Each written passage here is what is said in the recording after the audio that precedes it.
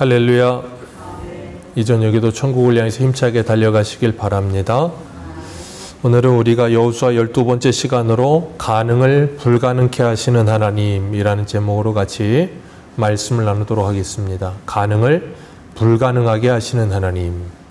우리 지난주에는 하나님께서 이스라엘 백성들에게 여리고성을 무너뜨리는 승리를 주셨습니다.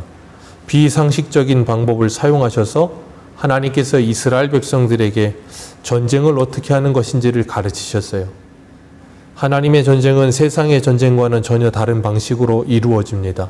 그래서 이스라엘 백성들이 애굽에서 나와서 첫 번째 만나서 전쟁했던 아말렉과 전쟁에서도 참 신기하게도 모세가 손을 들면 이기고 모세가 손을 내리면 지는 전쟁이었어요. 그리고 여리고성 전쟁도 하나님께서 여리고성을 그냥 돌라고만 하시고 여리고성에 손도 대지 않고 아무 말도 하지 않게 하셨어요. 그렇게 6바퀴를 6일 동안 돌고 7번째는 7바퀴를 돌고 나팔을 불고 함성을 지르니까 여리고성 벽이 무너져 내리게 하셔서 여리고성을 차지하게 하셨습니다. 하나님께서는 전쟁이라고 하는 것이 총칼이나 힘의 논리에 의해서 이루어지는 것이 아니라 하나님의 말씀에 순종할 때 전쟁에 승리할 수 있다는 것을 가르치신 거예요. 그러니까 하나님은 가나안 땅에서의 전쟁은 가장 중요한 것이 뭐라고 말씀하시는 거냐면 하나님의 말씀에 순종이라는 걸 말씀하시는 거예요. 그 순종이 우리의 생각과 우리의 경험과 우리의 이성을 뛰어넘는 말씀이라 할지라도 우리는 뭐예요? 그 말씀에 순종해야 되는 거예요. 왜 그런가 하면 하나님의 생각과 우리의 생각은 다르기 때문입니다. 그래서 우리가 새벽에도 신명기 28장의 복과 저주의 말씀을 나눌 때도 하나님께서 오늘 새벽에 말씀을 나누었던 그 말씀에서 하나님의 말씀에 순종하지 않으면 적군과 싸우러 나갔다가 한 길로 적군을 치러 갔다가 7길로 도망오게 될 것이다. 그렇게 말씀하셨어요. 그 이유는 딱 하나였어요. 하나님의 말씀에 불순종하였기 때문이라. 하나님의 말씀에 순종하면 적이 공격해 들어올 때 한 길로 들어왔다 7길로 도망가겠지만 순종하지 않으면 너희가 한 길로 갔다 7길로 도망오는 정반대의 상황이 될 것이라. 그러니까 전쟁의 승패는 누구에게 달려 있어요? 하나님께 달려 있어요. 우리의 신앙의 승패도 누구에게 달려 있어요? 하나님께 달려 있어요. 하나님께서 그것을 이스라엘 백성들에게 가르치시는 겁니다. 그렇기 때문에 우리가 잊지 말아야 될 것은 그 하나님의 말씀을 믿고 순종하느냐 순종하지 않느냐의 그 싸움이 바로 여리고성의 싸움이에요. 그건 우리가 살고 있는 이 세상도 마찬가지입니다. 이 세상의 모든 것들은 다 믿음에 의해서 움직여집니다. 우리가 통용하고 있는 모든 금전적인 문제들도 다 믿음에 의해서 움직여져요. 우리가 사용하는 카드나 아니면 페이나 그런 것들 다 눈에 보이지 않는 현금을 우리가 들고 있지 않지만 내가 쓰는 만큼 은행 계좌에서 그게 빠져나간다는 믿음이 있으니까 쓰는 겁니다. 안 그러면 못 쓰죠. 불안하니까. 자동차 운전할 때마다 느끼지만 중앙 분리대가 없는 차선을 쌩쌩 오고 가며 달리는 때 마주치면 때로는 큰 차랑 마주치면 차가 흔들려요. 얼마나 무서워요. 근데 그 중앙 분리대를 넘어오지 않는다는 약속과 믿음이 있기 때문에 100km씩 달리면서도 마음 놓고 달리는 거예요. 만약에 그 약속을 깨트리고 그 믿음이 깨지면 곧바로 죽는 겁니다. 저 인천대교나 새로 놓아지고 있는 다리들, 바다 위에 다리가 놓아지고 있어요. 얼마나 신기합니까? 그리고 한편으로는 얼마나 무섭습니까? 언제 어떻게 될지 모르잖아요. 그런데 우리는 그걸 믿고 다녀요. 우리가 살고 있는 이 세상에 있는 모든 흐름들은 다 믿음에 의해서 움직여지고 있어요. 그런 것처럼 하나님께서는 우리들에게 믿을 때 무엇인가 역사가 일어난다는 걸 가르치시는 거예요. 우리가 잘 아는 것처럼 몸이 건강하려면 운동해야 몸이 건강해집니다. 일주일에 한 번 이상은 등산해야 되고 일주일에 3일 이상은 30분 이상씩 빠르게 걷고 그러면 건강해진다 그래요. 그런 것에 대한 자료들은 정말 인터넷에 무수히도 많죠. 인터넷에도 많고 유튜브에도 많고 수도 없이 많은데 문제는 뭐냐면 그 많은 지식이 그 사람을 건강하게 해주지 않아요. 그 사람이 그 많은 지식 중에 어떤 하나만 듣고라도 그 말에 믿고 순종하면 그 사람은 건강해집니다. 그런데 그 사람이 건강에 대한 지식이 이 머릿속에 가득히 들어있다 해도 한 번도 운동을 하지 않는다면 절대 그 지식은 그 사람을 건강하게 하지 않아요. 우리의 신앙도 마찬가지입니다. 하나님의 말씀이 우리 안에 가득히 들어있다 해도 그 말씀을 믿고 순종하지 않으면 그 말씀은 절대 우리에게 역사가 일어나지 않습니다. 그래서 디모데전서에도 그러잖아요. 믿는 자 안에서 그 말씀이 역사하느니라 라고 말씀하시는 거예요. 하나님께서 여리고성이 무너지는 것을 믿음의 순종함으로 일어나게 되는 역사라는 것을 경험케 하시면서 앞으로 있을 가나안의 7년 반 전쟁을 어떻게 해나가실 것이며 이스라엘은 어떻게 따라가야 될 것인지를 가르치신 거예요. 그렇기 때문에 우리가 잊지 말아야 될 것, 우리의 신앙의 최종 목적은 하나님을 믿고 하나님의 말씀에 순종하는 데 있음을 기억하시길 바랍니다. 내가 알고 있는 성경적 지식의 양에 따라 우리의 신앙의 기준이 좌우되지 않아요. 그러니까 초대교회, 우리나라 기독교 초대교회 신앙의 선배들과 오늘날의 기독교인들과의 신앙의 수준의 차이는 하늘과 땅이에요. 분명히 성경적으로 하나님에 대한 지식은 지금의 사람들이 월등히 많습니다. 아마 우리나라 기독교 초기의 성도들과 지금의 성도들이 이 신학적인 지식이나 성경적 지식을 따져보자면 아마 지금 성도들이 그때 당시로 가면 아마 신학 박사 정도 될 거예요. 그만큼의 지식을 가지고 있는데 문제는 뭐냐면 그 당시의 성도들보다 지금의 성도들이 더 믿음이 없어요. 지금도 저 북한에는 지하에서 예수 그리스도를 믿는 수많은 사람들이 있죠. 그 사람들은 성경을 전체로 가지고 있지 않습니다. 쪽복음을 가지고 있죠. 네, 북한의 제가 까먹었는데 그 북한에 지금도 이렇게 선교하고 있는 목사님에게 들었던 것이고 그분에게 받았던 책이 있는데 성경책이 쪽복음이에요. 사복음 들어가 있고 뭐 마가복음 정도 들어있고 그런 건데 정말 그냥 우리가 생각하는 보통 성경책의 4분의 1 정도 되는 게 이제 그 시편하고 신약이 들어있는 거잖아요. 그거의 절반도 안 되는 크기의 책이 정말 눈에 잘 보이지도 않는 그 성경책을 나눠줘요.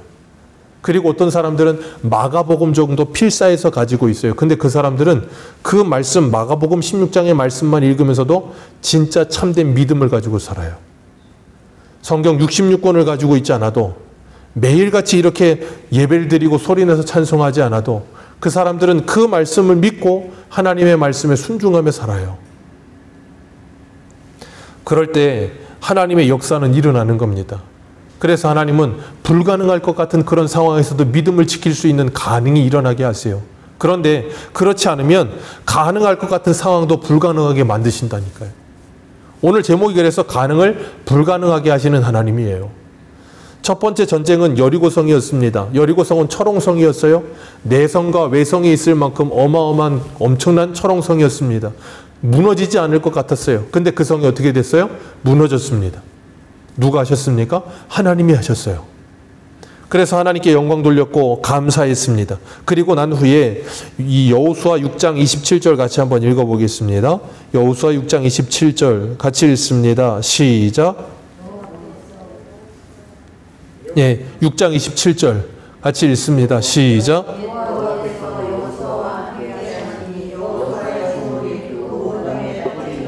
예, 여호와께서 여호수아와 함께 하시니, 이게 키포인트죠.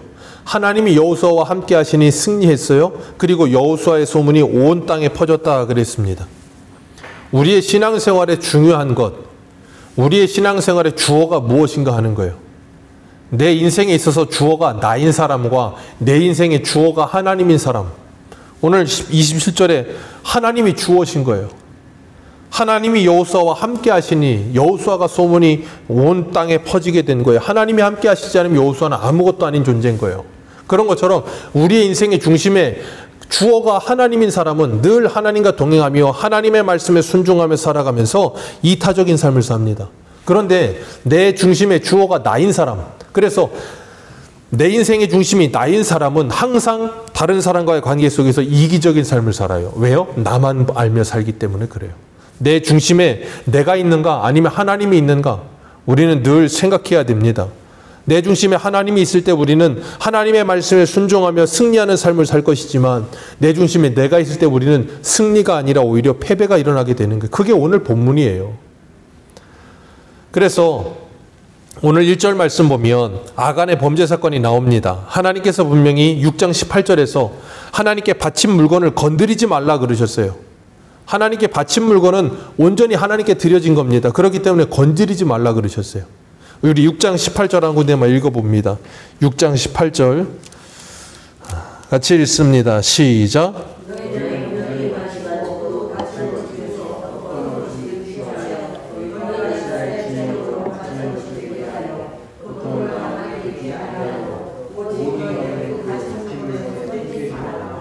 예, 바친 물건에 대해서 손대지 말고 다른 모든 것은 어떻게 하라 그러셨어요? 다 죽이라 그렇게 말씀하셨어. 이 바치다 헤렘이라는 단어를 쓰는데 이 헤렘이라는 것은 진멸하다는 뜻을 가지고 있거든요. 하나님께 드려지는 것은 어떻게 드려지는 거냐면 죽여져서 드려져야 되는 거예요. 살아있는 것을 하나님께 드리지 않습니다. 죽여진 것을 하나님께 드리는 겁니다. 그 말은 뭐냐면 생물학적으로 죽인다는 말이 아니라 그 하나님께 바쳐지는 물건에 대한 욕심과 탐심을 제거해야 하나님께 바친 물건이 된다는 거예요. 그러지 않으면 그것은 하나님께 드려진 물건이 되지 않는 거예요. 하나님께 바친 물건이 되지 않고 그걸 손댄 사람까지도 하나님께 바쳐지는 자가 되는 거예요. 그래서 오늘 본문의 아간이 하나님께 바친 물건인 그것에 손을 대죠. 그것에 손을 댐으로 말미암아 결국은 어떻게 됩니까? 아간이 하나님께 바친 물건이 되어 진멸당하는 거예요. 오늘 본문 1절에 아간의 이 조상들의 족보가 나옵니다. 유다 지파 세라의 증손 삽디의 손자 갈미의 아들 아간. 유대인들은 족보를 굉장히 중시 여기기 때문에 이 유다라는 이름의 뜻이 이 야곱의 넷째 아들이지요. 그 첫째 부인이었던 라헬이 레아가 이 유다와 함께 동침하기 시작해서 시몬, 레위, 루벤, 시몬, 레위, 그 다음 유다를 낳았죠. 그 유다를 낳을 때까지 그 동생 라헬하고 자식 낳는 경쟁을 합니다. 그러다가 나중에는 이 레아가 하나님께서 나에게 기쁨을 주셨다 그러면서 하나님을 찬송하는 이름으로 유다를 지어요. 그리고 나서 이 동생과 아들 낳는 경쟁을 잠시 멈추게 되고 하나님을 찬송하게 됩니다. 그 앞에 이름은 남편이 나를 사랑할 것이다 라는 생각을 가지고 이름을 지었지만 네 번째 아들의 이름은 하나님께 찬송을 드린다라는 이름을 가지고 유다를 지었어요. 그리고 그 유다의 아들이 뭐라 그랬어요? 유다 지파의 세라의 증손 그랬어요. 이 세라라고 하는 이름의 뜻은 씨를 뿌리다라는 뜻을 가지고 있고, 그리고 삽디는 기쁨의 선물이라는 뜻을 가지고 있어요. 그리고 갈미는 열매입니다. 그러니까 하나님께 찬송하며 씨를 뿌리고 기쁨의 선물로 열매가 거두어진 거예요. 그 다음 마지막 이름이 뭐예요? 갈미의 아들 아간 그랬습니다. 생각해 보세요. 찬송을 드리며 씨를 뿌렸고 하나님께서 기쁨의 선물로 열매를 거두게 하셨으니까 이제는 뭐가 있으면 되는 거예요? 그 열매를 추수하고 누리는 게 있으면 되는 게 아간이에요. 그런데 아간의 이름의 뜻이 그런 뜻이 아니고 이 곤란하다 그리고 사고뭉치라는 뜻을 가지고 있어요.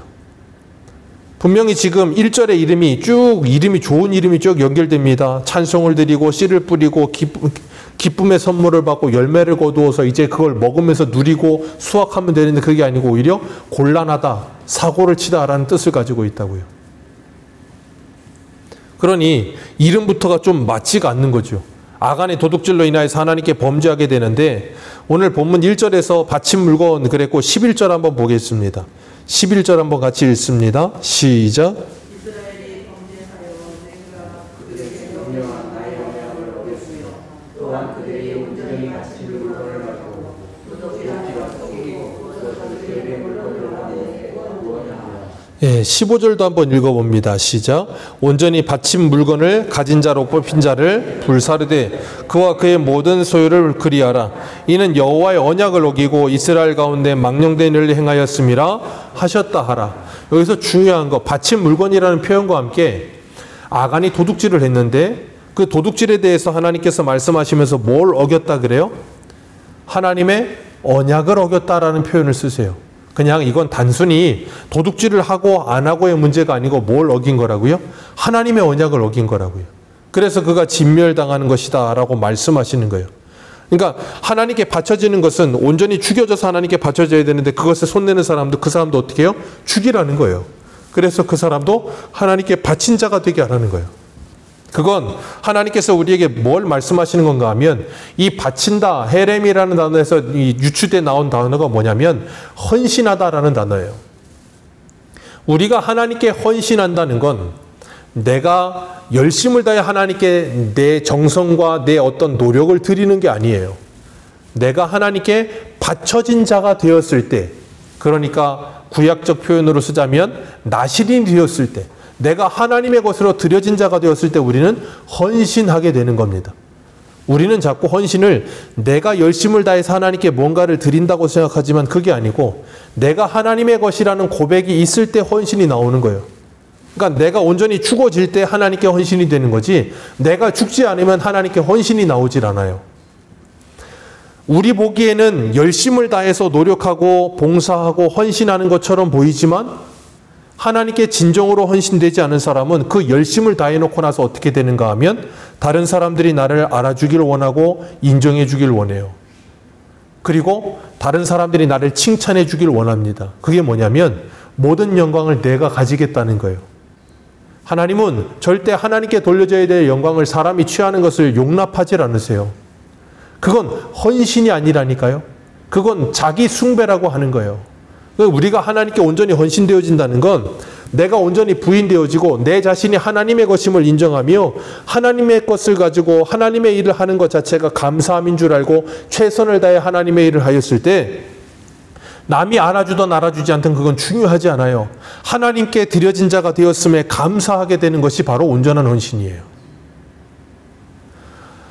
오늘 2절과 3절에 보면 여호수아가 여리고에서 사람들을 아이성으로 보냅니다. 아이성으로 보내면서 정탐을 하게 돼요.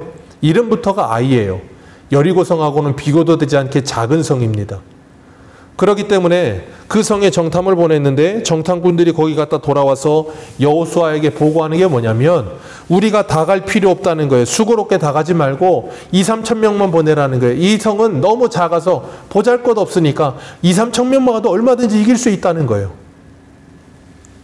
그런 보고를 받고 나서 여호수아가 바로 3천 명을 보냅니다. 바로 3천 명을 4절에 보면 보내는데 문제는 그 3천 명이 가서 아이성에서 패배하고 도망오면서 36명이 죽고 5절에 뭐라 그랬어요? 5절 하반절에 비탈에서 쳤으므로 백성의 마음이 녹아 물같이 되었더라. 3천 명이 갔습니다. 36명이 죽었어요. 3천 명 중에 36명은 티도 잘 나지 않을 숫자입니다. 그런데 이스라엘 백성들이 그 36명이 지으면서 기세가 꺾이기 시작하니까 도망 나오면서 마음이 물처럼 녹아졌고 두려웠다는 거예요. 그게 바로 이스라엘의 실력이에요. 하나님께서 여리고성이 무너졌을 때 이스라엘은 당연히 여호수아도 그렇고 모든 백성들이 다 여리고성과 비교도 되지 않을 작은 아이성을 공격하는 건 당연히 이길 수 있는 상황이라고 생각했던 거예요. 그러다 보니까 정탐을 보내고 나서 하나님께 묻지도 않아요. 하나님께 기도하지도 않습니다. 7장에 보면 하나님에 대해서 잘 언급되질 않아요. 왜요? 얼마든지 자기들의 실력과 힘으로 할 수 있다고 생각하는 거예요. 여리고성도 무너뜨린 우리들인데 이 아이성쯤이야. 그들의 마음에 뭐가 틈타기 시작하는 거예요? 교만이 틈타기 시작하는 겁니다. 하나님은 분명히 말씀하셨어요. 너희들이 선줄로 알면 넘어질까 조심하라. 여리고성에서 승리한 것이 자기들의 능력인 줄 착각한 거예요. 분명히 하나님께서 함께 하심으로 승리하게 하셨는데 하나님은 똑 빼버리고 자기들이 승리했다고 착각하면서 그 능력을 가지고 아이성도 이길 수 있다라고 착각한 거예요. 그러니까 하나님은 어떻게 하세요? 아이성에게 패배하게 하시는 거예요. 그리고 그들의 마음이 물처럼 녹았다 그랬어요. 이 말씀이 앞에 가면 여리고성 안에 있던 사람들이 이스라엘 백성들 때문에 그들의 마음이 물처럼 녹았다고 기생 라합이 고백하잖아요. 그러니까 여리고성 안에 있던 사람들과 이스라엘 백성들과 차이점은 뭐예요? 차이점은 하나도 없어요. 그냥 하나님이 함께 하시느냐 함께 하시지 않느냐의 차이일 뿐인 거예요. 그러니까 이스라엘 백성들은 아무런 자랑할 거리가 없어요. 우리 신명기 7장 7절을 한 군데 보겠습니다. 신명기 7장 7절입니다.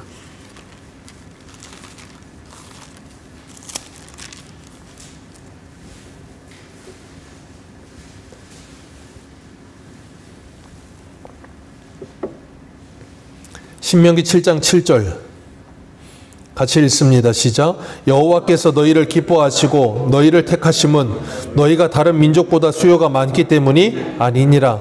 너희는 오히려 모든 민족 중에 가장 적으니라. 이스라엘 땅은 우리나라의 강원도 면적밖에 되지 않습니다. 되게 작아요. 되게 작고 인구도 얼마 안 돼요.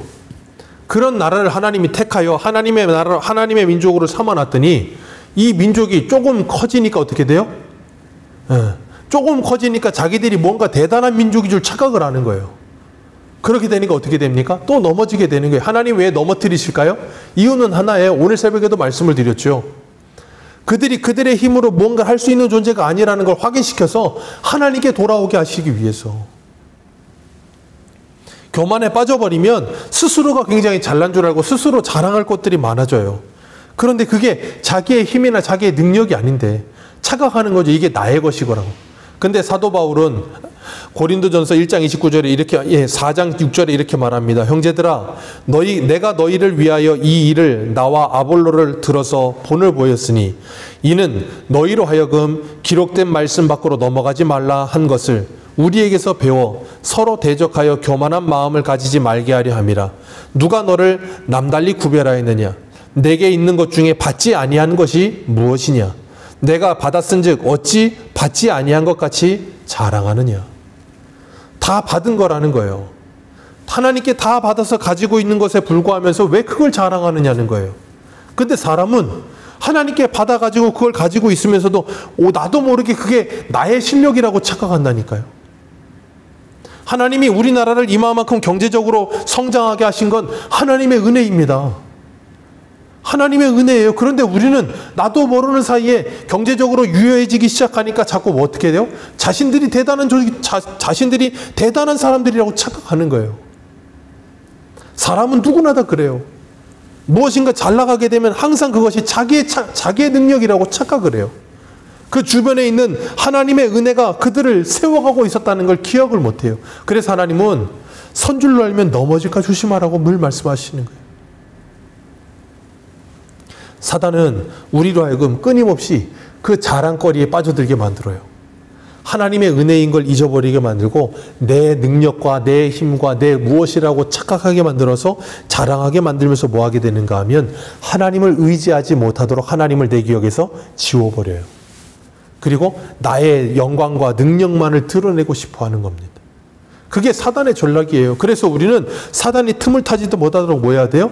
무시로 성령 안에서 끼어 기도해야 되는 거예요. 기도하지 않으면 내 자랑 나온다니까요.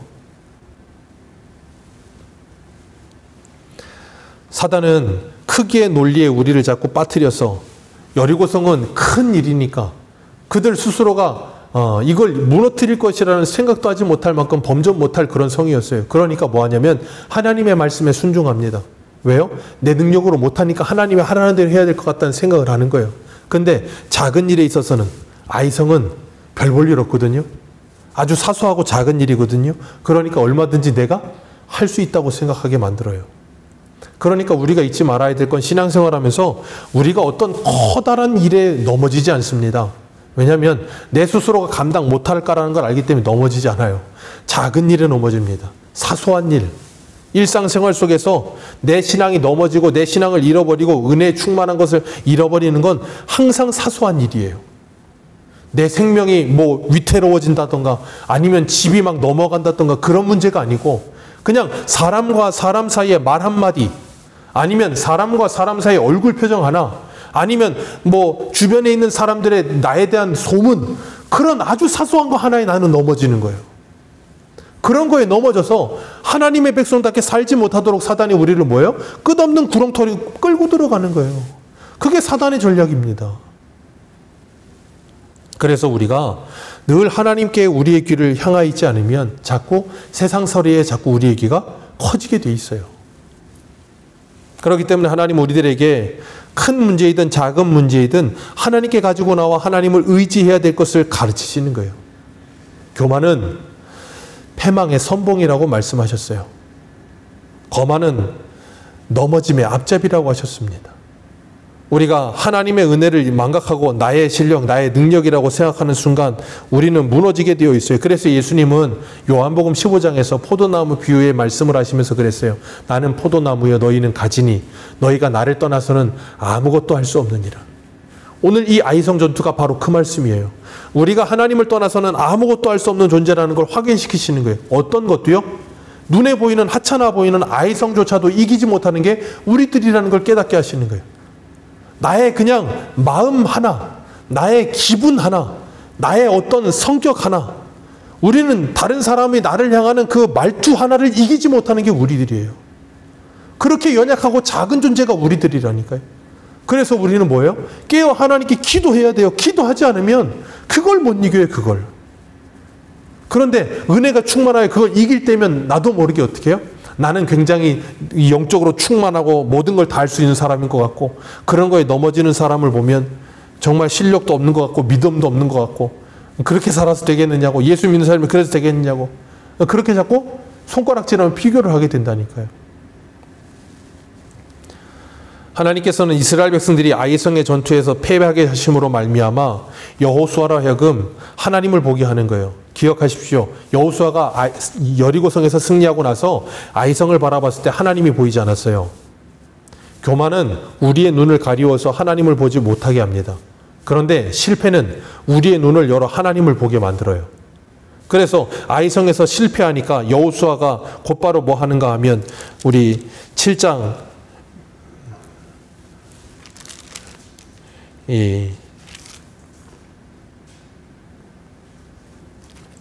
7장 7절입니다. 우리 7장 6절 7절 같이 읽겠습니다. 시작.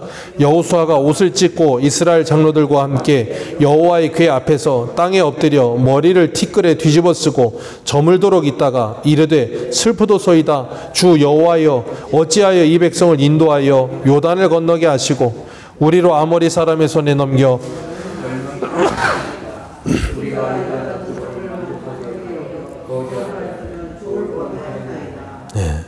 여호수아가 지금 낙심해 있는 거예요.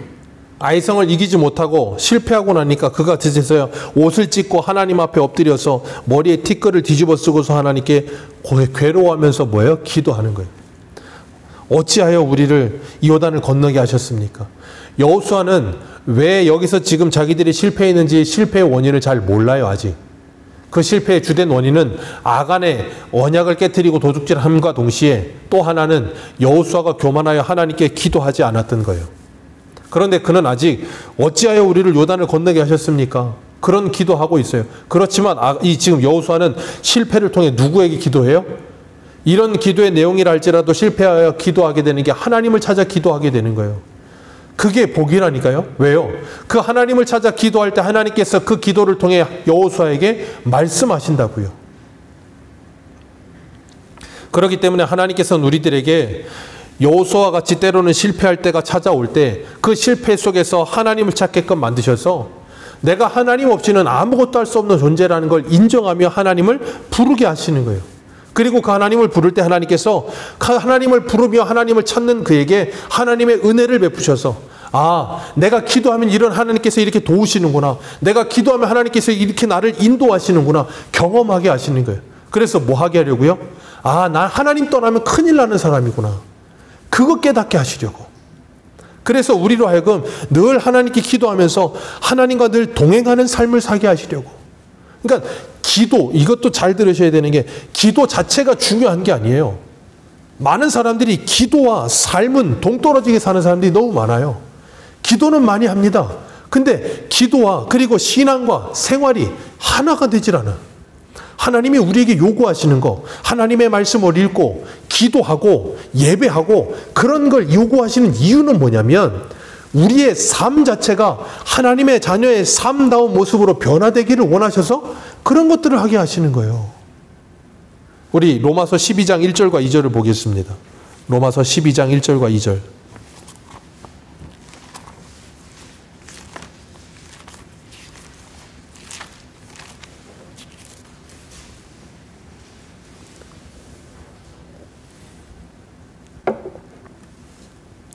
(12장 1절과 2절입니다. 같이 읽습니다. 시작.